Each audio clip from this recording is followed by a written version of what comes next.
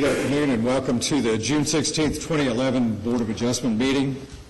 I'd like to call this meeting to order. The first order of business is the approval of the June 2nd, 2011 minutes, and I would like to make one revision. Would like to show Jim Allen as the chair. Move approval. Second. Please register your vote. Missing one. Here it is. Motion is approved. Do we have continuance requests from staff? We have one today. Item number 1, case number 13415 is requesting a continuance to July 7th. All right. Do we have any continuance requests from the public today? Hearing none, I would request a motion to Move a continuance of item number 1, please. Second. register your vote. Continuance is approved. Kathy, the first case.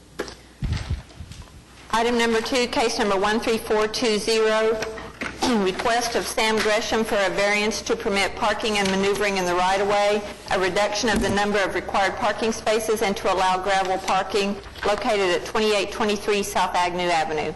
Would you please state your name and address for the record? My name is Sam Gresham. My address is 400 Northwest 23rd Street. I represent the owners of the property. Thank you. Our request is that we have inadequate parking on the site. We have 92 on-site spaces proposed, and some of those are in the right-of-way, so they're non-conforming spaces, which we have shown. I'm hopeful that you have attached to your packet site plans that were provided. We drew. The owners have arrived at an agreement with the neighbors to the south.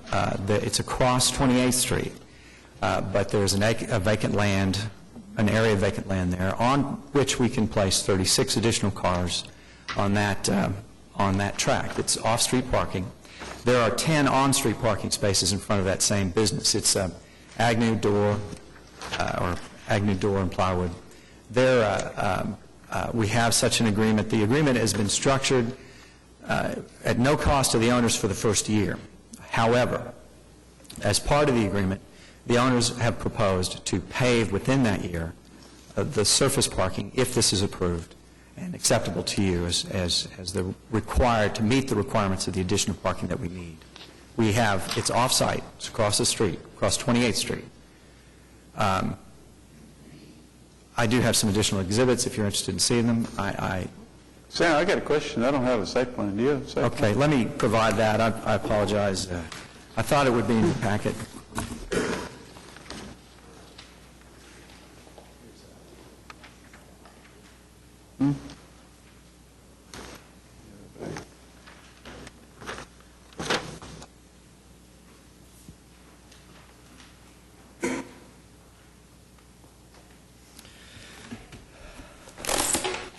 I don't have it on a board, but basically the property is here on the north side of 28th Street. This is Agnew here. The parking that is part of this site is indicated here. This parking that's located is historic parking that was in the right-of-way. This was previously a movie theater and had always been, and then of course it had other forms of businesses in there. Almost all of them assembly occupancies, in fact. But in terms of the parking, the historic condition of this right-of-way has always been paved and has always been parked. We propose to add additional spaces at the back three-quarters of the parking across the street. This is zoned for that purpose. We're proposing to pave this surface within 1 year of occupancy, and we're only granted that if we have our parking ratio met. And to achieve the required number of parking spaces, we propose to use this parking across the street as well as the frontage on Agnew Street in front of that same business.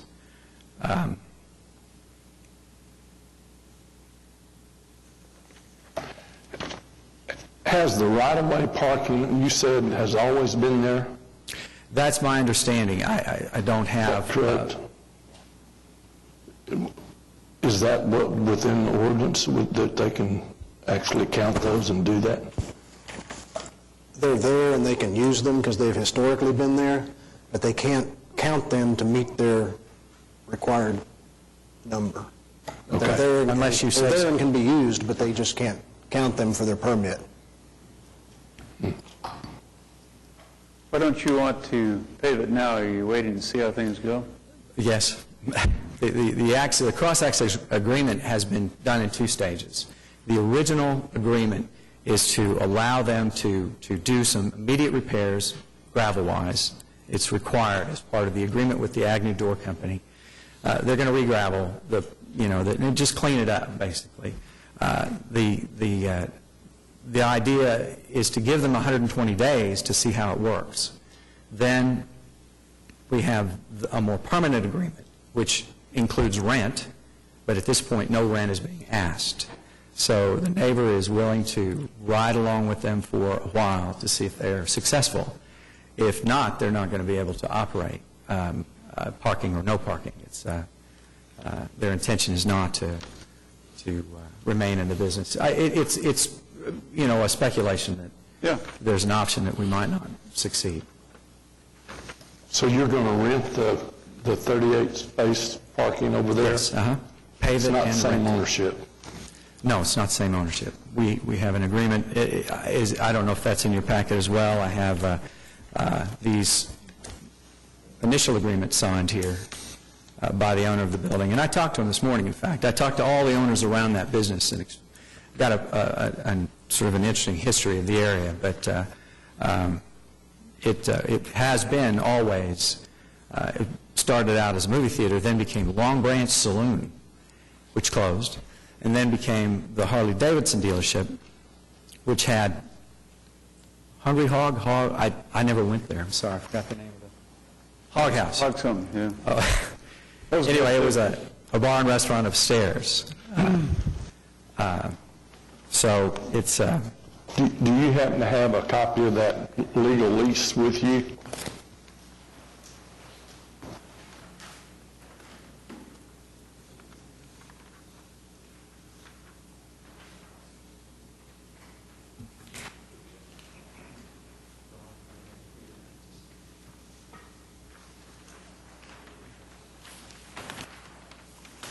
this is the near-term agreement that allows them to provide, and I talked to them this morning. They have agreed that they would do a permanent lease agreement if they succeed, but it would include a fee, which, from their perspective, they're willing to make improvements to the lot, but they got this agreement on a short-term basis to find out whether their business could succeed.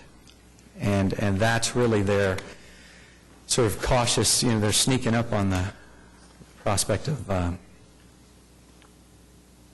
So the agreement's only for 1 year? It's only for 1 year, but it's free. If you read it, there's no fee involved. The cross-access agreement, which is not executed but is promised, they can't operate without parking, period. I mean, they understand that, and none of the neighbors will permit parking on their property. This is neighbors across the street. I say that, actually, some will, but the ones most adjacent, most immediate, these guys are offering their property and intend to make money on it. So, What happens if they're wildly successful and then they lose this deal here? well, you can, the commitment for a permanent easement or permanent cross-access agreement could be provided as a condition of your approval, if that's what you wish. We could get it. I could get it right now. They'd have to pay for it, but owners back there. Yeah. But it would be a possible, if you'd like to make that a condition. Okay. Could I ask the hours of operation for the restaurant? I'm sorry, hours of operation? Hours of operation? Weekdays would be until 10 o'clock. Weekends probably a little bit longer, as we will provide music along with the... Okay, pay attention back there. Could you repeat that? It's 5 to 10. Are we open for lunch? No. 5 to 10 on weekdays, 5 to midnight, I'd say. Weekends? So that conforms with the agreement that says that Right. your hours of operation will be essentially after Well, there's a loading dock over there, and they want to be sure that when they're not using their property, of course, it's fine. They're happy with the lot being used by the tenants across the street.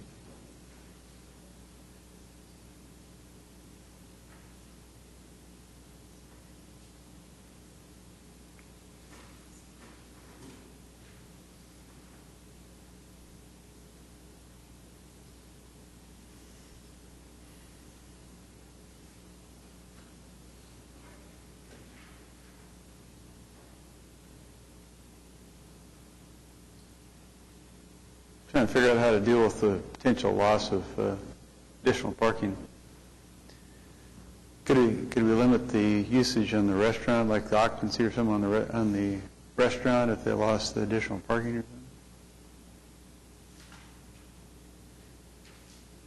What's the occupancy in the restaurant, on the bar and restaurant? I don't remember. Do you remember, Dave?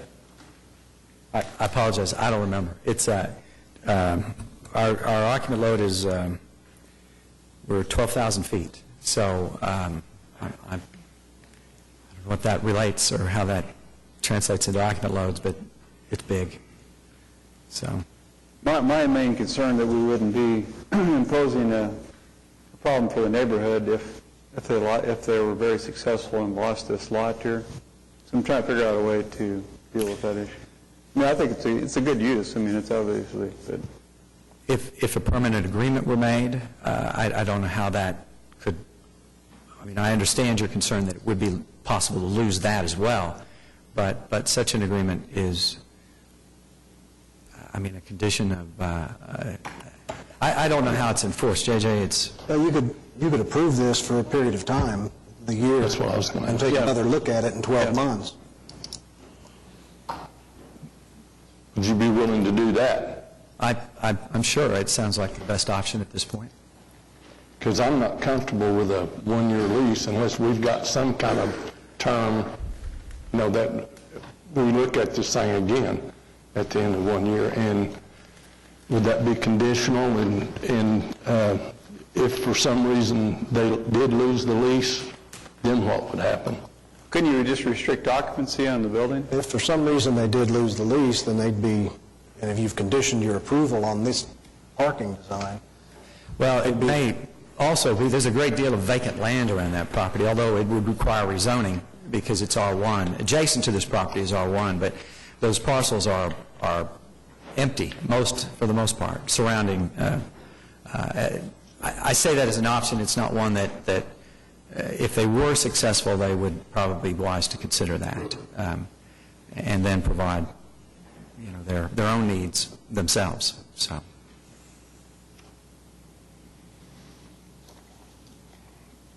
I would be comfortable with making a motion that this, excuse me, be reviewed in 1 year from today. All right, that's fine. And with the full understanding that, you know, if you were not able to do this lease, then, you know, you might not have a place, you know, a restaurant to have a place. So They're going to be highly motivated if they're successful. I mean, this is my opinion. So that would be my motion. does that motion include the hours of operation? Yes. I think we want to make sure that we condition it to the 1 year and to the lease agreement of the 38 spaces across the street. okay. Second. Please register your vote.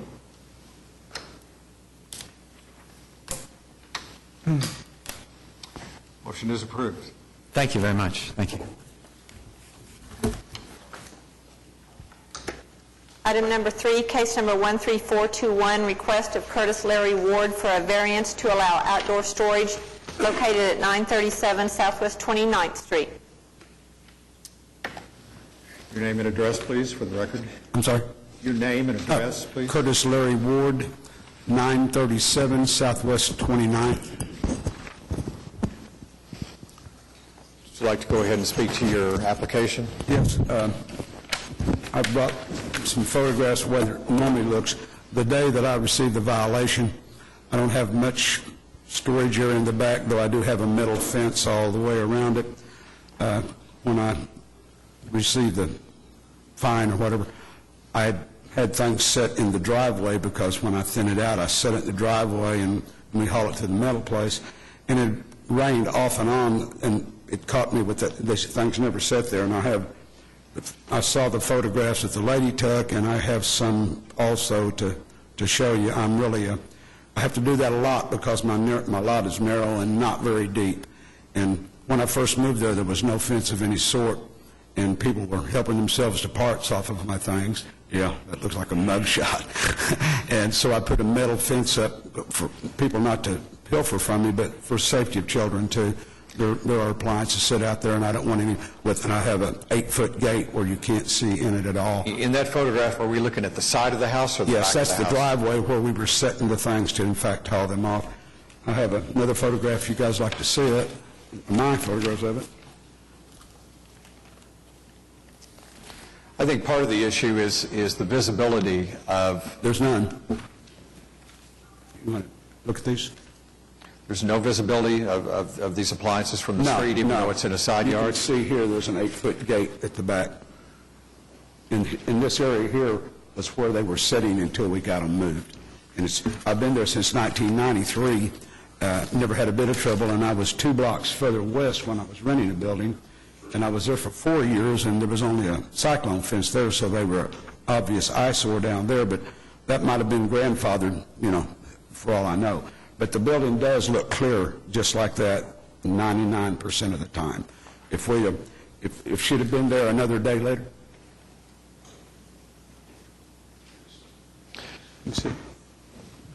What would have triggered the zoning violation that brought him before us today? Well, he's had appliances in the back for a number of years, but I think what happened is he had some out in front of the fence in view, and it was either a code sweep or a complaint that sent the inspector out. Yeah, they're sitting in front of the building here. Yes, they are, but that's in the other building, but they're not now. There's a couple sitting in front of the store, they're hollow, they're just signs, as it were, display of what we in fact sell there. Do you keep them back there and use parts off of them? Is that what you... Correct, and then when they're down, there's nothing else, we take them to the scrap metal place.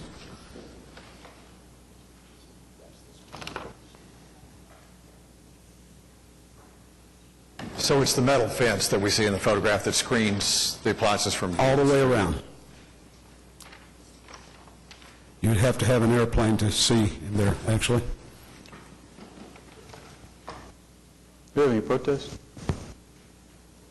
Any protesters present? I'm sorry? Oh, Is there anybody in the public protest this case?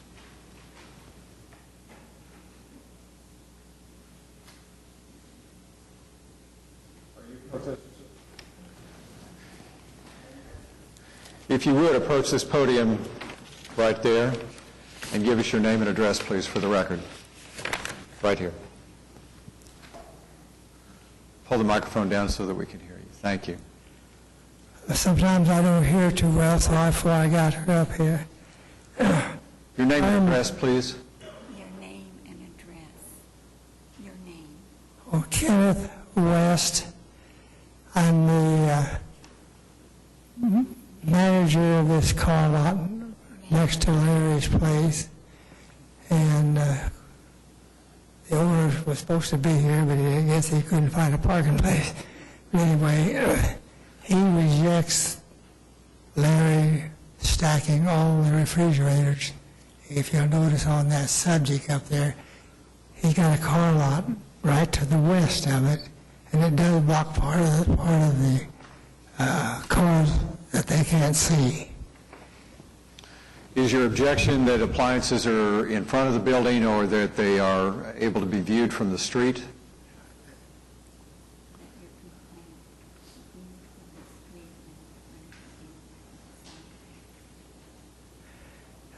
In front of the building, appliances. No, it's not in front of him. Well, I don't know either, because he's got a driveway there. But there is a fence dividing his property and our property. And we didn't want to stack all the appliances, and some of the refrigerators are pretty tall, it would obstruct the view of the car lot on the west side. So your objection is that sometimes you can see the appliances stacked above the fence elevation, and that sometimes there are appliances in the driveway that are visible from the street? Is that your objection? That they are visible on the street by your property. Well, the refrigerators that he wants stacked there are very visible from the street. Right, but if he did not stack them in front of the building or in the driveway where they were visible from the street, and if he did not stack them so high that you could see them over the fence, would that be acceptable to you? Well, we're just trying to us, it's more of a clutter along that fence there which divides the two properties. And I'm sure of course, he wants... He has a lot of other refrigerators all over. You'd have to see it to see how. And I know he's out there trying to make a living, just like we are. And but he is stacking his refrigerators and other appliances, which I guess the fence does keep him from seeing the car lot on the west side. Would you like to respond? I sure would. The part he's talking about, the driveway portion is just to the left, and there's not really a fence. There's like a bar along the driveway, and those things aren't stored there. They were only for taking out. My fence is further on back in the lot. There he's talking about, and I'm a good citizen, and I'm in business like they are, and when we put them there, I move them as quick as we could because I don't want to hurt my business with cadavers sitting out there any more than he wants them sitting there. They're only moved there. We go through the back, I put a check on them, and those we move up, and then we pack them up and load them. That driveway is, my parking area is so limited that I keep that open for customers and for my service truck and me. Those things are not there full-time, never.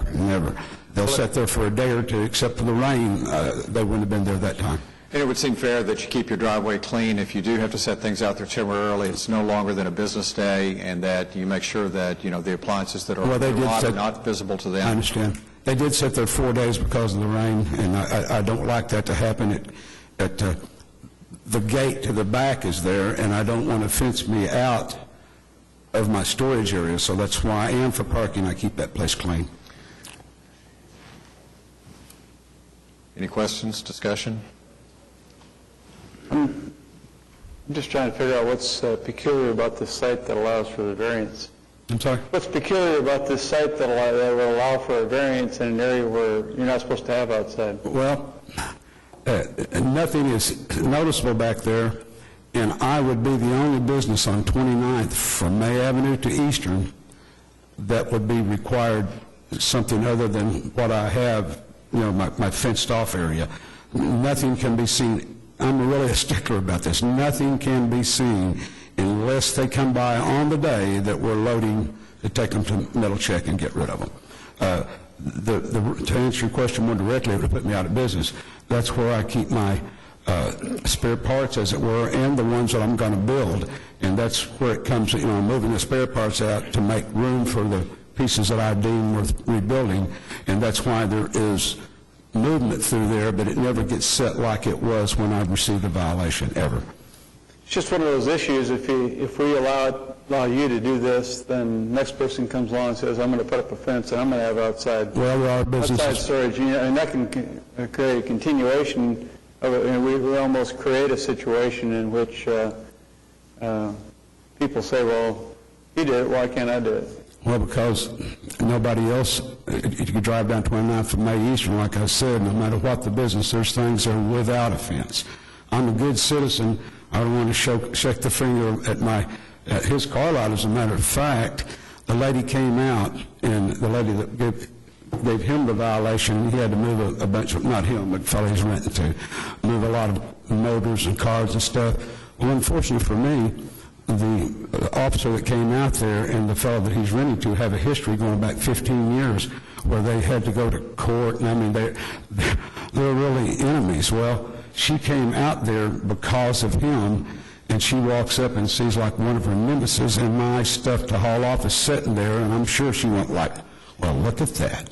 And it is never that way. I was almost a bystander watching a fight and got hit. I was just going through my life trying to make a living because it's never there. But she came from the car lot to my place and said, told me what it was, and I said, and the things were sitting there. I said, oh no, ma'am, those are going to be out here, and they were the next day, naturally, after the fine and such. But they're not set there because I wouldn't want dead cars in his car lot sitting there anymore. He'd want dead appliances. It would affect both of our business.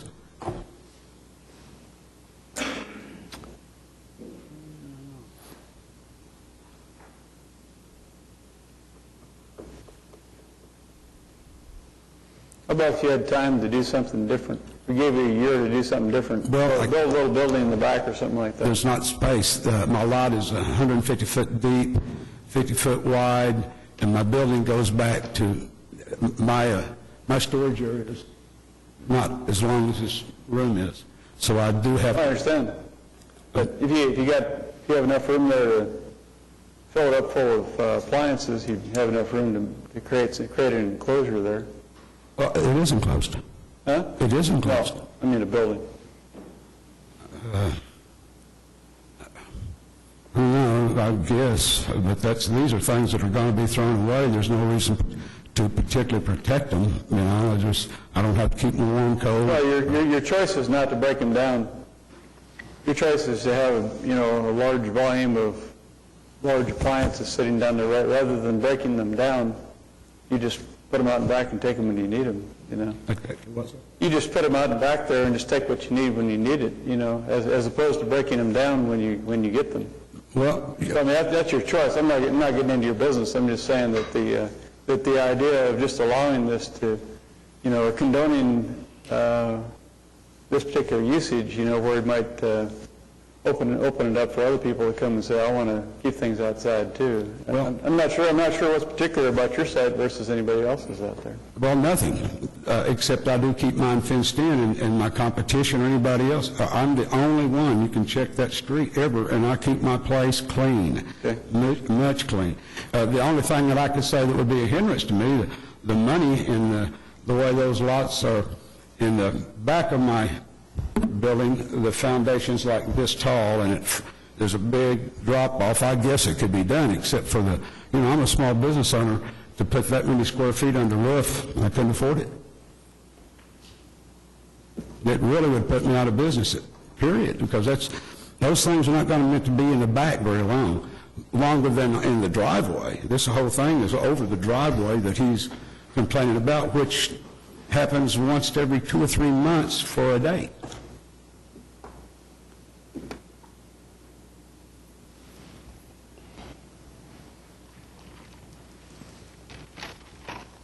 I'm having a tough time with this, and there's only 3 of us here. We have to agree on whatever happens. Would you rather come back when there was 5 people here? No? Not particularly. I don't. Did you see the photographs of my driveway the way it is 99% of the time? I can't improve on that. That is totally cleared.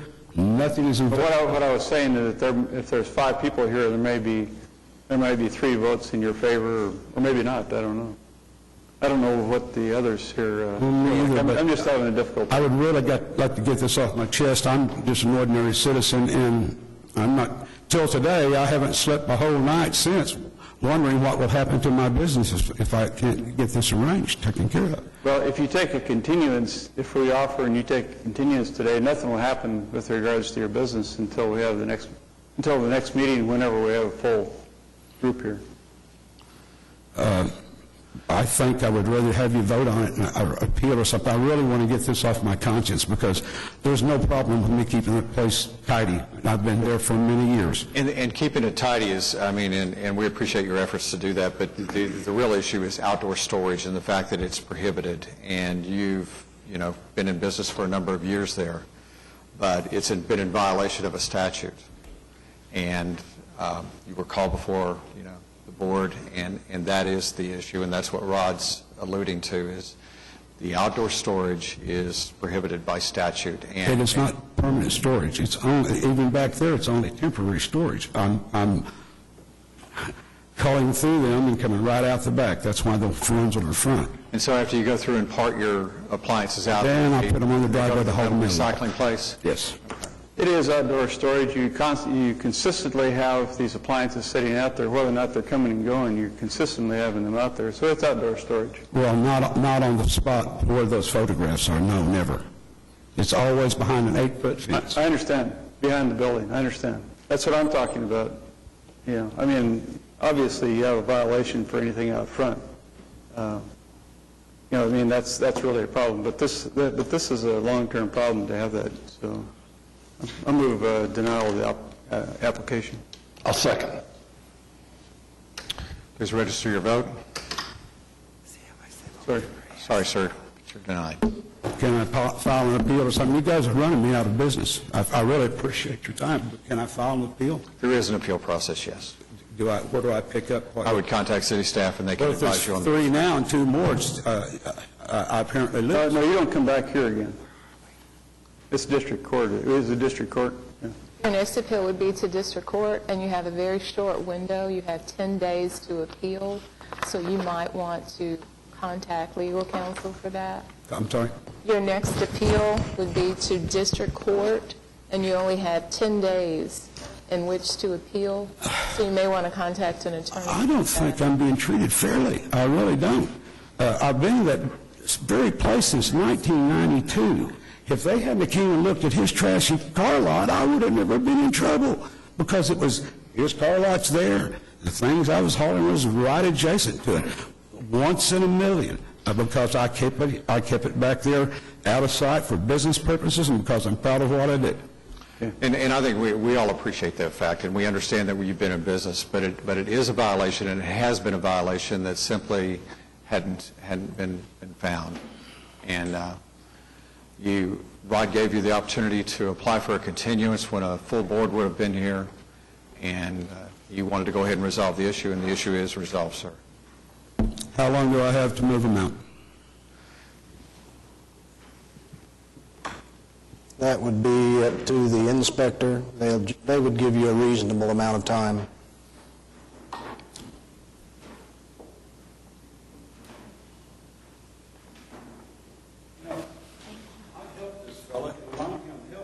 Okay, so we're finished with the hearing, okay?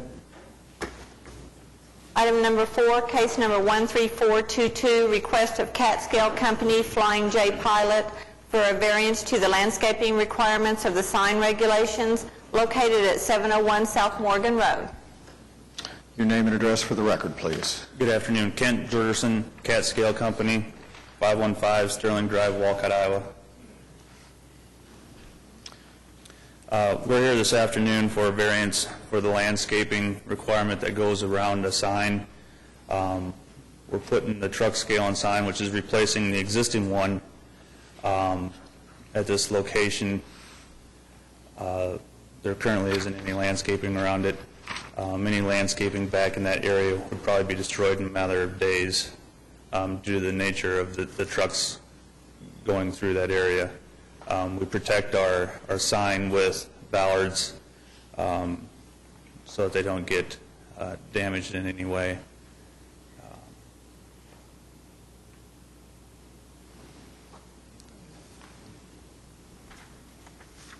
I guess that's all I'd have on that.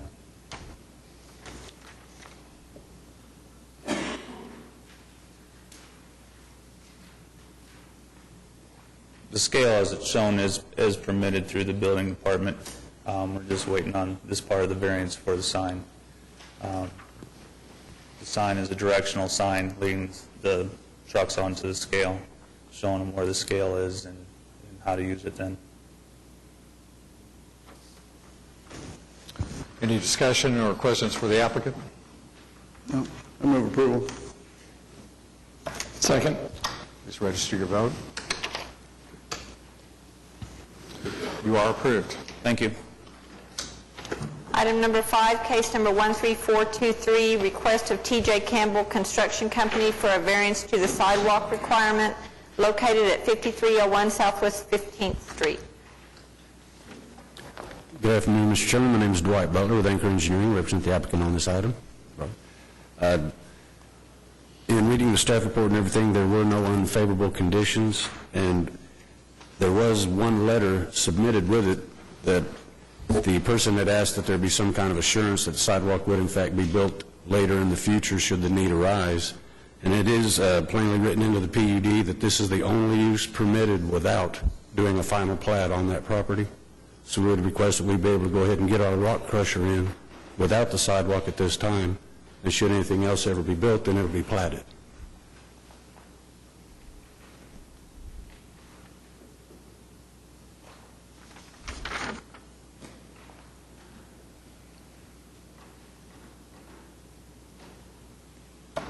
So you're saying that you will build a sidewalk when it comes time to build a sidewalk? If there's ever any use besides what T.J. Campbell proposed to do there now, that property will have to be platted, and the sidewalk requirements come along with the final plat. Is there any way we can make sure that that's done? It is written as such in the PUD. It does not specifically refer to sidewalk, but it does specify the final plat will occur on any other use. Scrap operations. And then if they change just anything else, the variance goes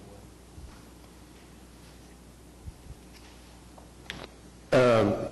Would you be willing to accept it with just that operation? If you, for some reason, sell that or changes different operation, then it would have to come back to the board? I see no problem at all with that. Okay. I'll make a motion to that for approval. Second. We have a motion and a second. Please register your vote. Thank you are very much. approved. Item number 6, case number 13424, request of Tyler Sign Company for a variance to permit a non-accessory sign with flashing and/or intermittent lighting located at 3 West Reno Avenue and 2 West Sheridan Avenue. Thank you. Good afternoon. David Box, 522 Colcord Drive, here on behalf of the applicant. Also with me is Matt Hinkle as a representative of Tyler Sign Company. Our application is seeking a variance to allow EMD Level 3. All aspects of our 2 signs meet code except for the EMD Level 3. We went before the Downtown Design Review Committee this morning and received approval for the signs and a recommendation to this board for approval of the EMD Level 3. These signs sit on the east side of E.K. Gaylord between Reno and Sheridan. Each sign is positioned in such a way to service 2 separate intersections. The northern one is angled to that intersection, and then the southern one is angled to that intersection. When we set out to apply for these signs, we looked at the area and felt that the area is an entertainment district, as everyone knows, and if you've been to any event at the Ford Center, you're well aware that after an event, this area, both intersections, become more of a pedestrian corridor than traffic with cars. So we feel that the EMD Level 3 is appropriate for the area and fits with the area. The staff's comments did have one unfavorable, and that is that it was not clear why the signs cannot operate within the limits of the ordinance. And our argument to that is the static 8-second message is inconsistent with the entertainment district that these 2 signs will serve, and that's why we can't operate within the ordinance. We feel that the EMD Level 3 allows full animation, which will be consistent with the district. On Thunder games or concert events, we could be running highlights from the game or promotion for an upcoming concert. As part of these signs, Tyler Sign Company will be donating PSA time to 4 various entities. And in your packet, you should have one letter from Allied Arts in support. The way that it will work, and I'll have Matt come up if you have specific questions, but each cycle, and I believe a cycle is 8 blocks, each cycle, one of the 4 will get their message time on there. And in the Allied Arts letter, I think the individual stated that without this type of donated time, they wouldn't be able to advertise all the great things they're doing. So it's very beneficial to them. At the hearing this morning, there was another support letter submitted by Don Karchmer. I don't have a copy of that. Susan Miller had it and read it to the BDRC, so there was that too. And I'm here to answer any questions you may have, and so is Matt. So if Toby Keith's got one, you should have one too, huh? I'm sorry? If Toby Keith's got one, you should have one too, huh? We just think we should have one It's kind of because similar to that, isn't that similar to the deal they did at Toby Keith's restaurant there? Do you know? The Sign that's up on the canal there, yeah, it would be a similar sign that would operate that same way, same way? except it would have a non-accessory message. Right. So our sign ordinance doesn't allow a video-type display where there would be automation. I thought we provided for that in the... It does for an accessory sign. Oh, okay. If this were advertising like the Toby Keith sign, it advertises Toby Keith. But as soon as they sell advertising to others, it becomes a non-accessory sign like a billboard, and non-accessory signs have to display a static message. And Mr. Allen, to your point, these are non-accessory in the sense that they're not advertising anything on these property. But the way that these signs are positioned, they are positioned into the corridors right into Bricktown, so they serve as a gateway into Bricktown. So these signs will be advertising or promoting all the great events happening in Bricktown, happening at the Ford Center, and happening around the city. So that's why we feel that the EMD Level 3 is appropriate, because this area is unique. This is probably the premier entertainment district in Oklahoma, not just Oklahoma City. And what do you think of when you think of an entertainment district? You think of flashy animation, not just an 8-second static message. The 8-second static message is more appropriate for a highway where there's cars traveling. And I believe a lot of the 8 seconds comes from safety concerns with cars driving by. Well, as I think this board can recognize, this is more of a pedestrian corridor, so the concerns of cars driving by and being distracted by animation aren't present. This is a pedestrian corridor where animation is appropriate. Move approval. Second. Got a motion and a second. Please register your vote. You are approved. Thank you. Item number 7, case number 13425, request of Family Church for a variance to the maximum sign height located at 8300 South Santa Fe Avenue. Good afternoon. I'm Pastor Jaime W. Peña, 8300 South Santa Fe, Oklahoma City, 73139. Would you like to speak to your application? Well, we are requesting a variance for our sign. I believe what you permit is 8 foot high, and we would like to see if we can go up to 15.8. One of the questions I had for you is you cite vandalism as a centerpiece of your argument for why we should grant this variance. Have you had vandalism at the church? And I assume you have a sign there now, and has it been vandalized? Yes, sir. Yes, I can recall 2006. Somebody tried to unscrew and put almost our sign apart.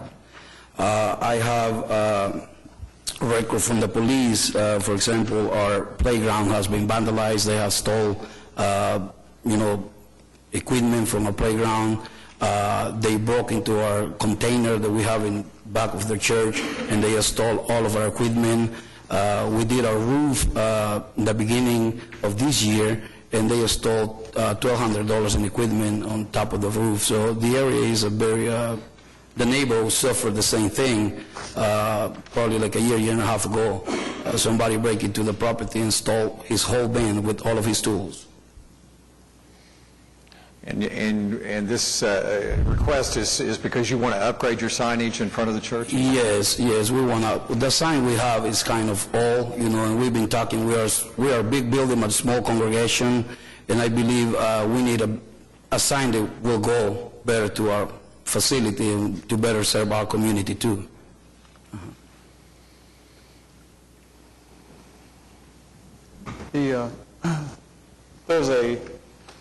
There's a protest letter included in our packet from somebody who's in the area, and they've provided testimony that there's other signs that are in compliance that have not experienced vandalism from other churches. We have to view that testimony as well. I don't know that as well, about other churches, but we have experienced that problem, and I have a police report, that I can show it to you. I have a letter from the contractor, to prove it. He signed it to me.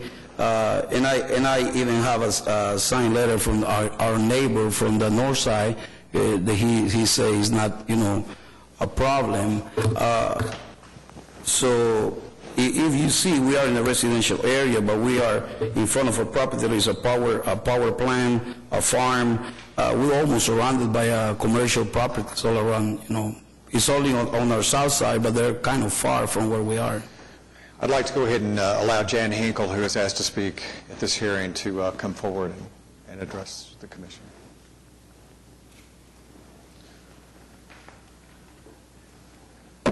Thank you for letting us come. My name is Jan Hinkle, and we live at 41 Springfield Drive, and I'm representing the neighbors in the Springfield Village and then the acreages on 83rd Street that are the closest. Those are the only people that we have spoken with. And we got this letter in the mail, and it is a residential one, as you can see by the plat all around it. Now, there is a PUD up there, 893, and the PUD, when they requested that in their PUD, they may not put a sign over 8 feet tall. That was in the planned PUD, so it's an entirely residential area. And our first thing that we are questioning is there is a difference in vandalism and things being stolen. I've lived there for 32 years. We have never experienced vandalism. There's not any gang signs on any streets. We've never seen anything destroyed. And we did check with the surrounding churches asking them, has your sign or property ever been vandalized? Draper Park, no. The Family Church, do you have the pictures that we gave you? Yes, ma'am. Okay. There has never been any vandalism of any property or signs with all of the other surrounding churches. So we really question the premise of wanting the sign to be so high. That's the first thing. The second thing is we live in a residential area that has a residential code, and we appreciate the city doing that, and we would like it to stay that way to protect our property and our property values. And also, when you come from more into South Oklahoma City, Santa Fe is kind of like the gateway coming in, and it looks very nice for a long, long way up till you get to the commercial property at I-240. We think that's important to make our city look nice. And the other thing would be other churches, not just churches in the business in the area. Over on Walker, where Draper Park Christian Church is, and I was talking with our councilman over there, Pete White, and he said that is a good example of how you can incorporate churches, residential, and businesses. Every sign, even the hospital, the orthopedic hospital, none of the signs are over 8 feet tall. On 79th Street, between Santa Fe, which is further north, between Santa Fe and Walker, the church over there just recently put up a new sign. It's under 8 feet, and it's very nice. And so we're asking just keep it in compliance with what it is.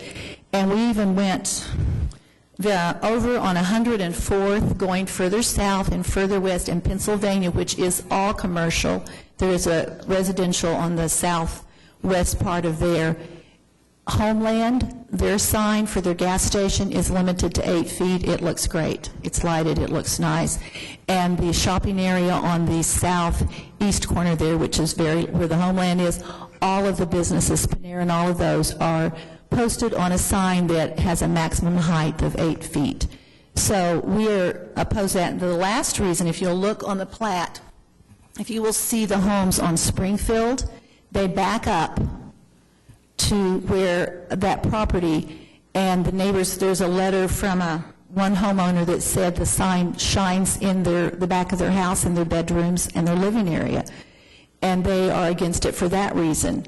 And there are several, even over on Woodfield, in their front yards, the sign would be shining in their yards. And for many people, it is impossible to sleep with light coming into your rooms. So those are the reasons that we are saying, please do not allow a sign over 8 feet. And we appreciate the church, and we think with their 8-foot sign, like everybody else, it could be beautiful. And that's our reason. Thank you so much for your time. Would you like to respond to her objection? Yes, well, our bigger reason, like I say, I don't know about other churches, but we have suffered vandalized, and we have suffered people coming into our property and having different kind of situations. Like I say, I can prove it to you because we have a police report about that. I understand. We are making, our investment. We're trying to improve and get a better sign, and I believe that if we leave it on the ground, it will be vandalized. I can tell you, we had a bus, and we parked it right there in our property. And I have a letter right here from the towing company. We were going to sell it, and we were not able to sell it because the kids from the neighborhood, they came and broke all of the windows. They broke all inside the bus, and they damaged it. Okay, so what we did is we have to send it to a company. I believe we got $100. That was we got. We had the opportunity even to send these kids to Yale. But that we didn't do it because we didn't want to, harm the kids. And let's draw a distinction between vandalism up and around your building and what may occur at your sign. I think your existing sign probably hasn't been disturbed. I understand that you've had theft up and around your building. And part of that's a building security issue and how you light and do other things to protect your building. I also talked to the Santa Fe station, to a police officer down there, and asked him about, what kind of crime that they see in that area. And I also looked at Crime Tracker, and most of the crime, the reported crime in that area is burglary, and it is not there along that Santa Fe corridor. It is in other areas. And so I appreciate your concern, but and in addition, on the way to this meeting today, I drove past 2 churches, one across from Taft Junior High and the other one next to Northwest Class, and they both have signs that conform. And there are young people around those churches all the time, and I'm not aware of any vandalism that has or does occur there. Like I say, that is our biggest concern, because, it's going to be a big investment. We've been working for over, more than a year to collect the money to do that, and it will be very sad for us to see, something happening, and that is our biggest concern. And I know that in the south side, from the sign to where the properties are, the fence is over 300 feet, so the distance is very, I don't know if it's possible, maybe we can move a little bit to the north side, but we are trying to make it in a way that, our investment will be protected. And of course, we don't want to create a problem to the community. If this will be an issue, we are just trying to protect our investment, and make our facility look better. The sign that we have right now is not the best. Questions? You have a lot of opposition to that sign, and most of the opposition refutes what your main argument is, your main argument being question of vandalism, and there's at least 50-some people here that have testified to the fact that that's not a problem. And so I just don't see anything peculiar about this site that requires that to go above the what's allowed by ordinance. Well, and you've also, in our little handout that we've got over 30 signs in here that are 8-foot signs and doesn't appear any of them's been vandalized, and they're all in that same area. So it would be my motion to deny the request. Before we proceed, I see hands raised. We have somebody else who would like to speak to this issue. Please come up. Do you want me to sit down? Yes, if you'll step away and allow this gentleman. He's one of the members. Okay. Hi, I'm Ben Carver. I'm the youth pastor at our church, Oklahoma City. I live in Mustang, Oklahoma. As far as what our pastor is trying to explain, our sign that's currently there, it actually has been vandalized. I don't know why, but somebody unscrewed bolts all the way around the whole sign. My pastor didn't report it. He actually just went out and screwed the screws back in. Now, why somebody would do that, I don't know. The difference in our property and the property surrounding the area is it is the direct route to Walmart and the bus stops all the way along that route. The other side of the road where the Nazarene Church is located, there's not really any residences that would cause anyone to walk out of their way and go over there to bother their sign. Where the people travel is directly in front of our church and would be right past the sign, going to Walmart or going to the bus stop, which is down there. And there is a lot of traffic of people that walk in that route. We're not asking to interrupt anybody's neighborhood, and we completely understand that. The properties that are adjacent to our church have large trees and a 6-foot fence covering the back end of the property. The sign that we're looking at is a Watchfire LED sign, and this sign actually goes with the city code regulations for basically the brightness of their sign is made to not be over a certain lumen, so that's not one of those really bright, annoying LED signs. And I completely understand if you were having a sign that was flashing really bright in your back window, then you're not going to want that anywhere close to your house. I wouldn't want it close to my house. If it was 300 feet away from my house behind trees and a fence and it wasn't a bright, annoying sign, I wouldn't have a problem with it at my residence. Also, there is an opportunity that we could possibly turn the sign off at night, making it lit during a certain amount of time. That way we could protect our church's investment. We don't have a lot of money to afford to have it vandalized and then just to buy a new one. We can't do it.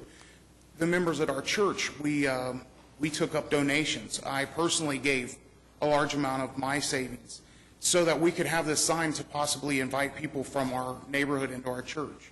If somebody were to vandalize it, we couldn't afford to easily replace it. Thank you very much. We have a motion on the floor.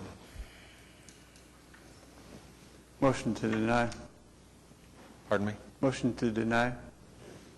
Oh, you have one? Yeah, we have a motion on the floor. Second. Need a second. Second. Okay. Please register your vote. Sorry, sir, but you are denied. Thank you, sir. Item number 8, case number 13427, request of Stephen Chu for a variance to the platted limits of no access to permit a circle driveway located at 112 Southwest 169th Street. My name is Stephen Chu, 112 Southwest 169th. I actually have some additional pictures. Let me go ahead and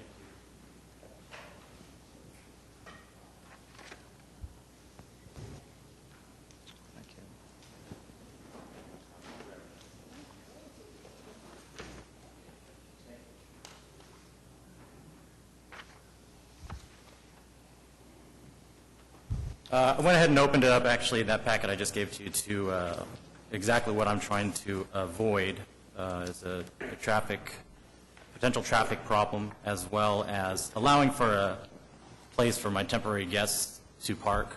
I find that my residence actually has more of a unique situation.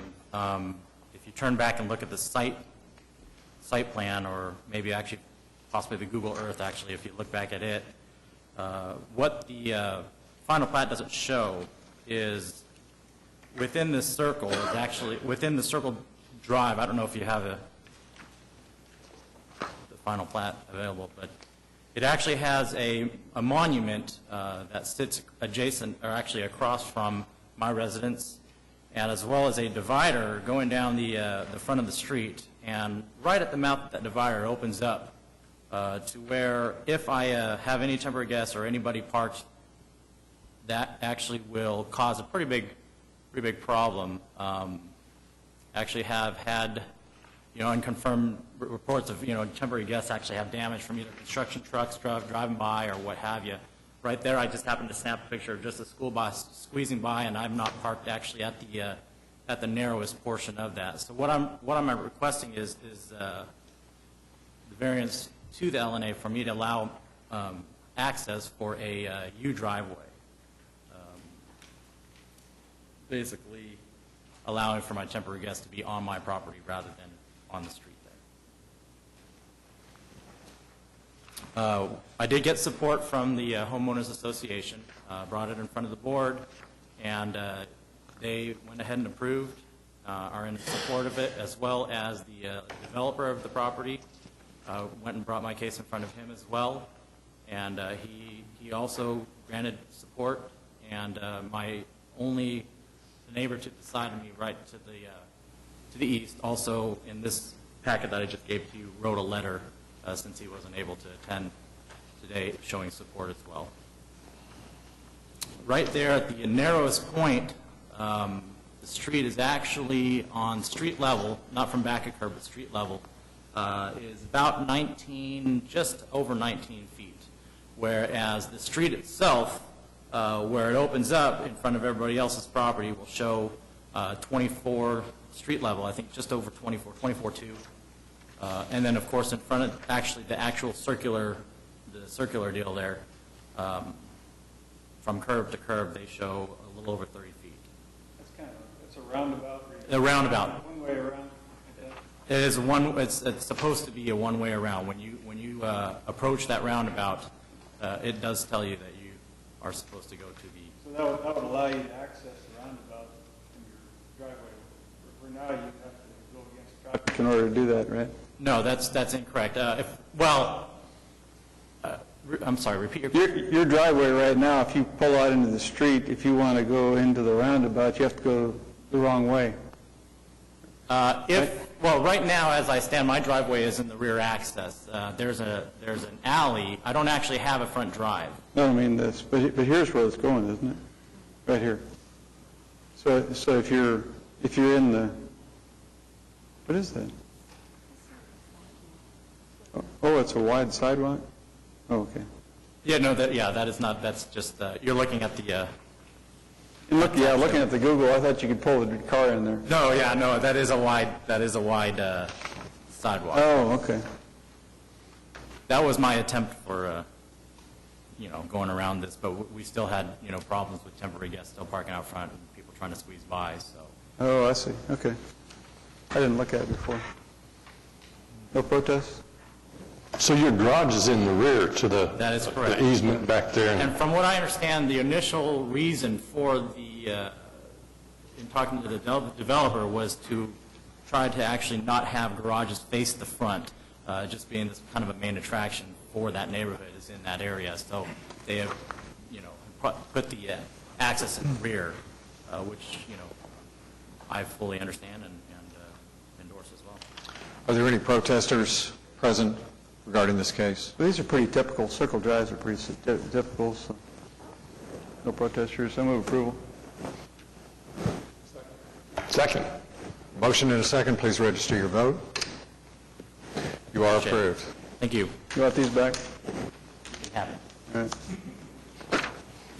Item number 9, case number 13428, request of Adams and Associates for a variance to the maximum sign size, display surface area, and sign height located at 7628 to 7654 West Reno Avenue.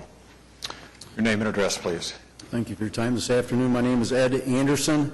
I'm representing Horizon Group and Adams and Associates on behalf of the Outlet Shops of Oklahoma City on the variance of maximize our signage. I believe staff has that package in front of yourself.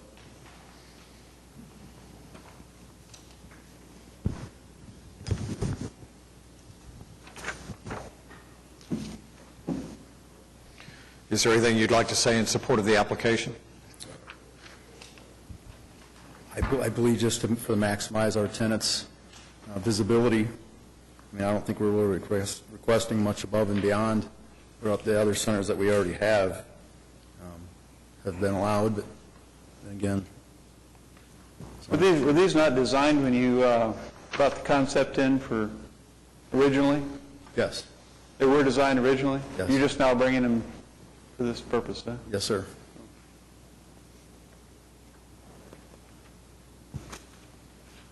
You're about ready to open, aren't you? August 5th. Huh?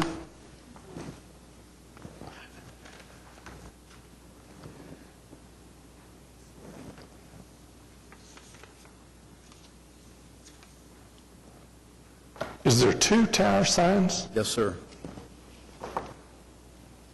How many advertisements can be put on each tower? I believe there are 4 allowable tenant signs on each space. 10? 4. 4.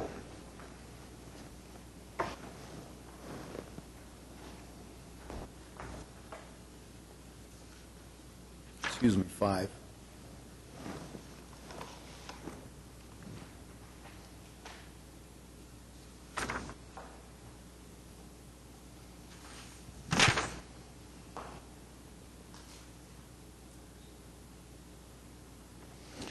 It looks like on Exhibit H in your packet that it does show 4.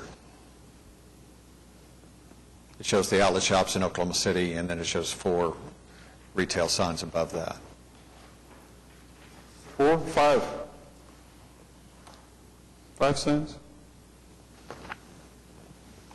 Excuse me, sir? 2 towers. Correct. Yes.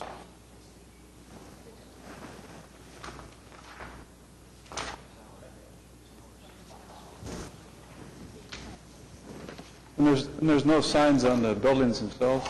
Yes, there will be. There are signs on the building themselves? On the Building 7 and Building 8, which would be facing I-40. How tall is each one of the towers? 60 foot. How much? 60 foot. 60? Yes, sir.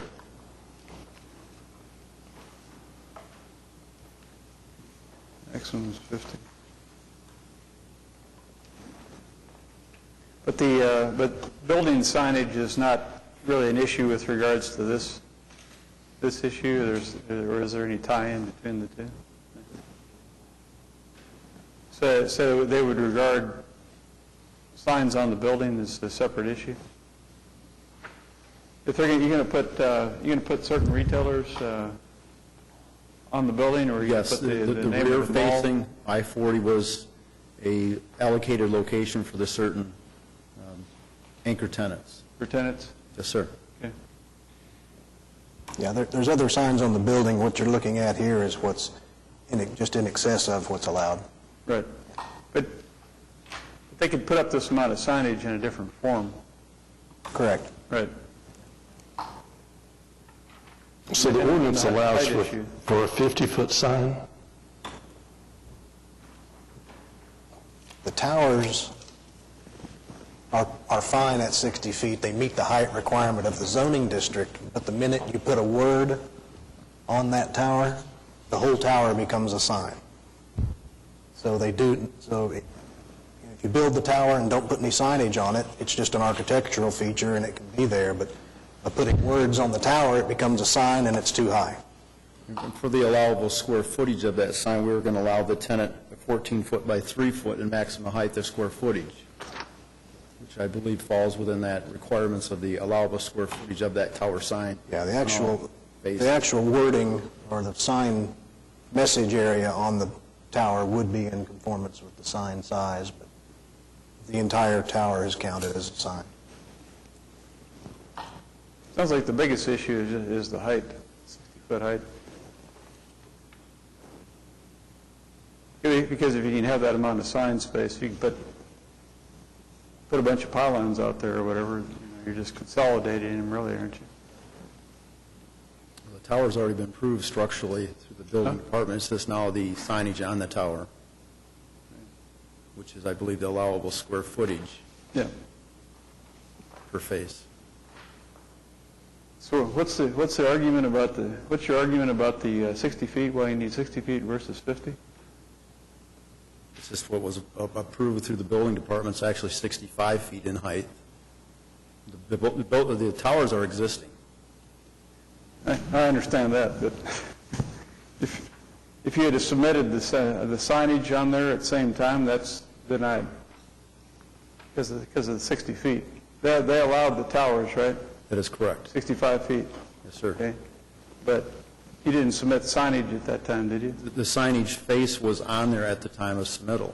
It was? But I believe it's the square footage and the amount of towers is for the variance, is what Adams and Associates is asking. Am I missing something? Yeah, the height is also an issue. Height's an issue. Okay. Yeah. Excuse me, that's the height.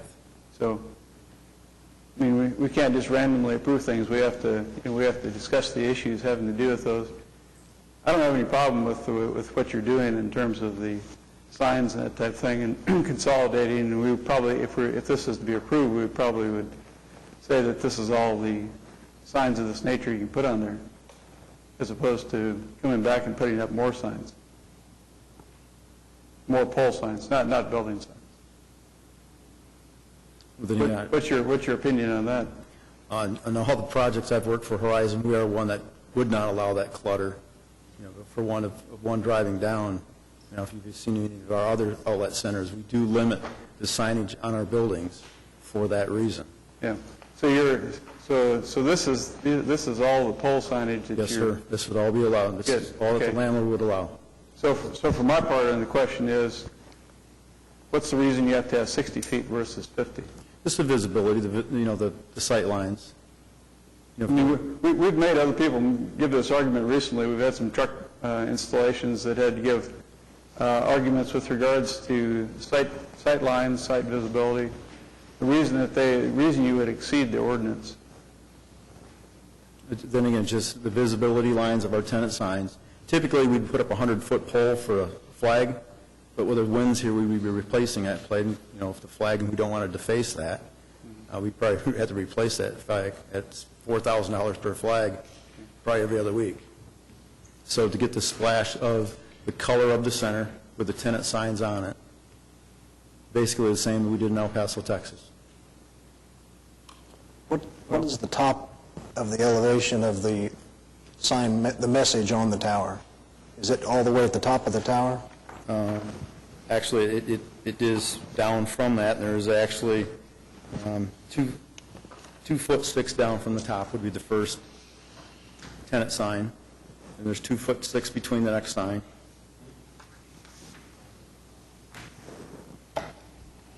Would you be willing to drop that to 50 foot? And no signs above 50 foot? I can't make that decision on behalf of the owners. I mean, this has been submitted, the tower is pretty much constructed. So what you're saying, no signs above 50 foot? No signs above 50 foot. On the tower? Yeah. The towers can stay as they are, but the signage would... But then again, I'd request them to table this, because at this time, as the towers were built, all the electric junction boxes for all these raceways have already been installed in place for the sign companies to come in and attach these signs. I would not vote for any sign above 50 foot. And it might be to your advantage to continue this until we have a full board. Because even if we have a motion to approve it, I will not vote for a motion with a sign higher than 50 foot. Our next meeting is July the 7th, so if you would like to request a continuance, and that So date would be set. basically, what you're saying then, without your vote, this is not approved. That's correct. Correct? That's correct. Without his vote, it's automatically continued. If he abstains, it is automatically continued. He could vote no. And if I remember from the previous, if this is not approved, this would have to go through a district review?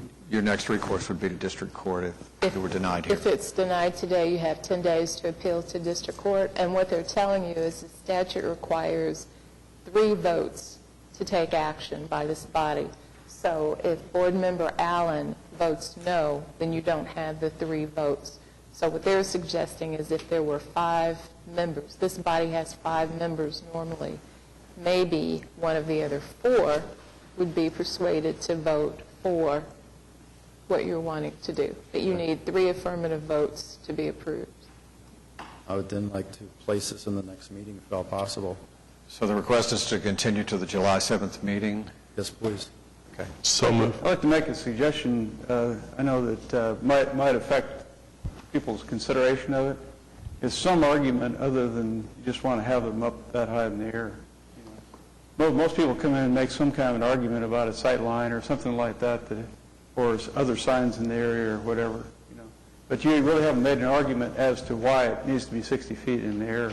And we have to consider that carefully because we deal with it so often. I mean, as you travel down your highway, you typically, once our landscape does grow, how high might the trees grow? and then the other clutter that you'll see of other trucks, other vehicles passing. Your sight line, if you allow us only a 20-foot, or even if on the back of our buildings, a lot of those signs may not be visible due to a vehicle that are being loaded, unloaded, or just parking. Hopefully we have charter buses, other items. It's conjecture right now as to whether or not there's a sightline argument or not, or whether or not that's been looked at or anything like that. So that I'm just suggesting to you is that if we want to make the best case for moving it along. I'll see that Mr. Adams, unfortunately due to his travel, he was not able to be here. Yeah, good. So any of the signs that's below 50 foot would not be acceptable to you either because of sightline? Is that what you're saying? It'd be acceptable on my behalf, but as the Okay. If I could get a motion and a second. Yeah, a motion to continue until July the 7th. July 7th. And Second. Please register your vote. You are continued to July the 7th. Thank you for your time. Thanks. Item number 10, case number 13426, request of the City of Oklahoma City for a variance to the parking design standards, landscaping, lighting, and signage requirements located at 601 Southeast 6th Street. Good afternoon. David Box, 522 Colcord Drive. Here on behalf of the applicant. Also with me is Rand Elliott. Our application covers a number of different variances over on the Boathouse District. What I'm going to do is go through each item one by one. We've all been here a long time, so I'm going to give you the shorter version. If you want any more explanation, I'll be happy to do that. And as I said, Mr. Elliott is here as well. We went before the Scenic River Board on June 2nd, and they recommended approval to this board for our requested variances. The first request is for a variance to the code requirement that parking lot islands be installed. In our parking lots, and in the packet that you were just handed, the first few exhibits are kind of an overview of the whole project, and then I will get to the more specific exhibits that handle our actual variance requests later. But the parking lot of this size, the code would require islands to be installed to create a series of mini parking lots within the larger parking lot. And due to the uniqueness of this area and the uniqueness of the uses in this area, with large trucks and trucks with boat trailers coming in, the islands don't make it functional. If you've seen any of these rowboats, they're extremely long, and having the islands would basically foreclose the ability of those trucks hauling those boats to get in. The next variance we're seeking is a variance to the requirement of street trees along the north side of 6th Street, which would be the south side of the parking lot. We did install and are going to install trees on the north side of the parking lot, but we want a variance to the street tree requirement on the south side of the parking lot, which is the north side of the street, due to the fact that this area it's one big unit, and we wanted a sense of connectivity between the parking lot and the boathouses that the parking lots will serve. There will be an element of native grasses to serve as somewhat of a buffer, but we didn't want a row of trees to totally block off the parking lot from the boathouses. The third variance request is parking lot lighting. In your packet, you'll see, which will be items F1 and F2, the parking lot lights that we're wanting to install. You'll notice that they match the Project 180 parking light lots. Now, the variance comes in, we're requesting 30 feet tall lights, whereas the code will only allow 20 foot tall. What we want is taller but less. And as I said, the lights will match the exact type of signs that there's been a lot of talk about signs today. The lights that you see with Project 180. The fourth variance request is for accessory signs.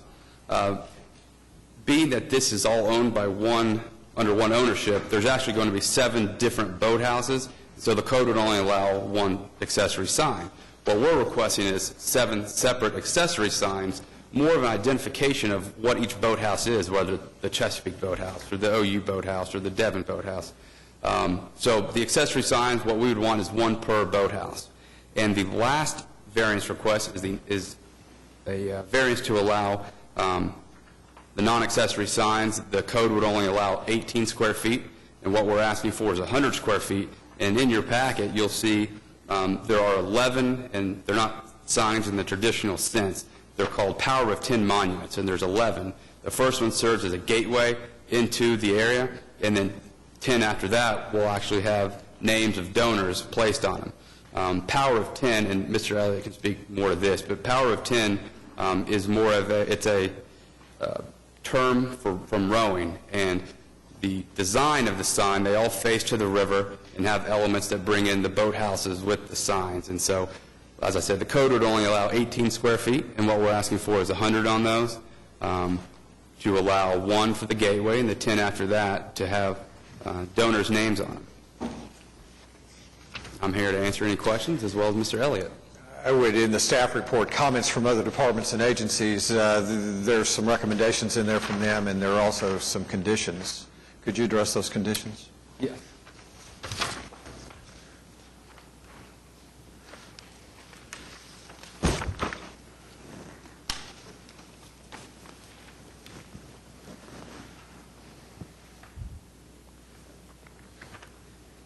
Okay, with respect to condition A, we're okay with all the conditions. I would note on condition C, it has a comment about prior to installation showing full compliance with any regulation or guideline. I would like to note that we will either show full compliance or we will come back before this board to get the appropriate variance.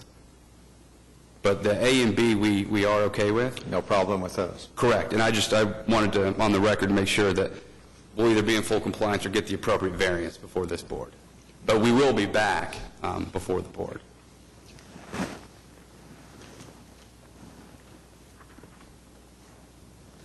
David, you'll have to come back on all 3 or just C? No, just in future elements of the whole overall project, I wanted to make note that anytime we do something, it will be in full compliance or we'll come back here. There'll be certain elements with enclosures around transformers and things like that we're still hashing out, but whatever we do will either be within the code or here asking for a variance to that code requirement. Okay. We have a member of the public that's asked to be heard today. Could I ask Mr. McNeil to step forward?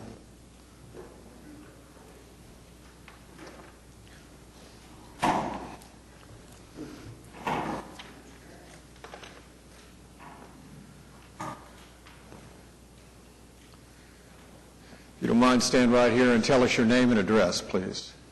Yes, my name is Roderick McNeil. I'm more or less interested in what is transpiring here in regards to the Water Grove area there.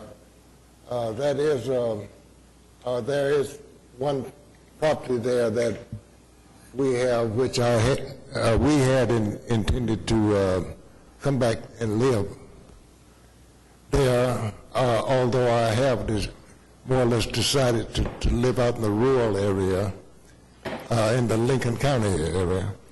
But I am curious as to what is transpiring. I see y'all, and I'd like to know if this is going to be a residential area, if it's going to be commercial, or what is transpiring here. David, would you care to respond to his? I'm going to let Mr. Elliott speak to that. Thank you. Good afternoon. My name is Rand Elliott. My office address is 35 Harrison Avenue. If I could describe the general gist of what's going on. This is called the Boathouse District, and the idea is that it will become a premier national and international center for aquatic sports, things like rowing, canoe, kayaking.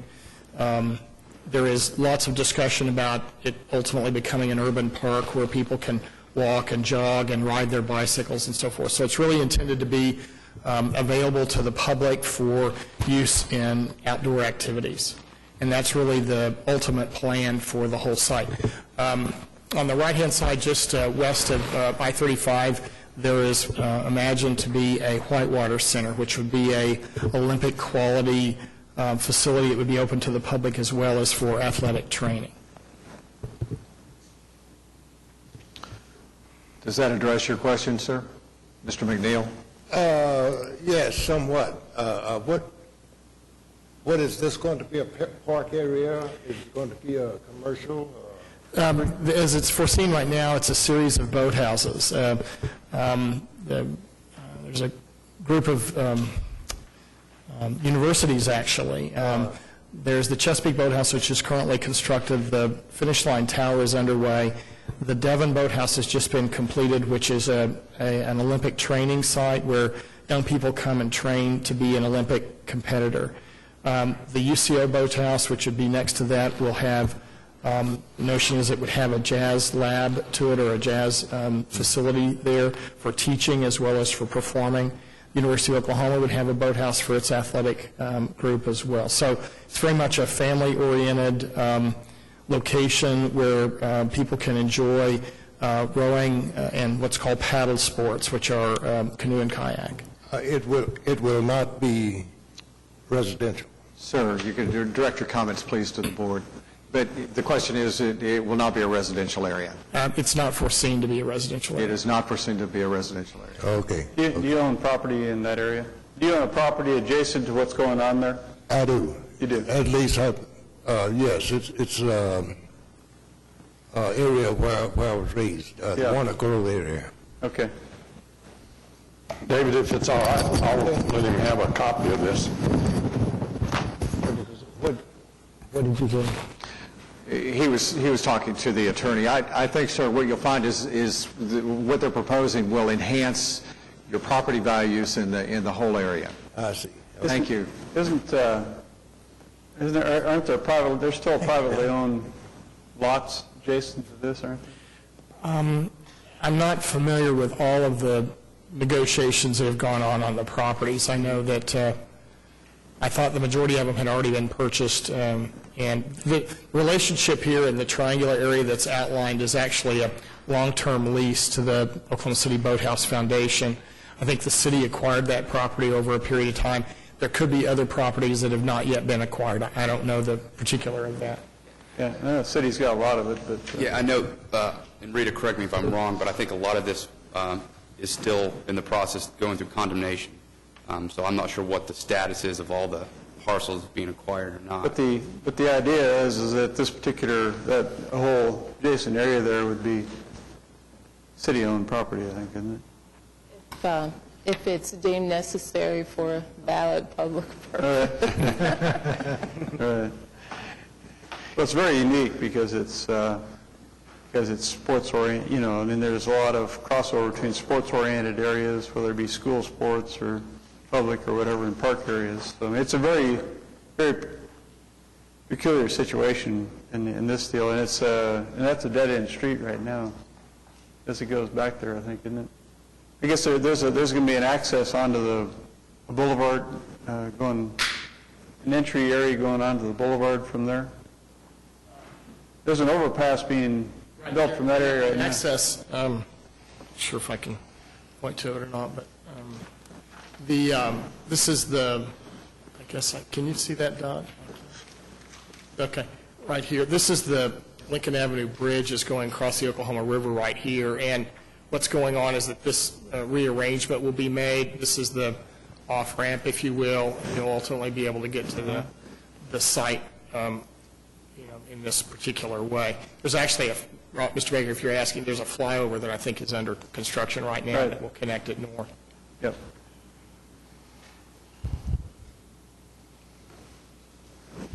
Any other discussion? They've made their case. Move approval. Second. We have a motion and a second. Please register your vote. You are approved. Thank you.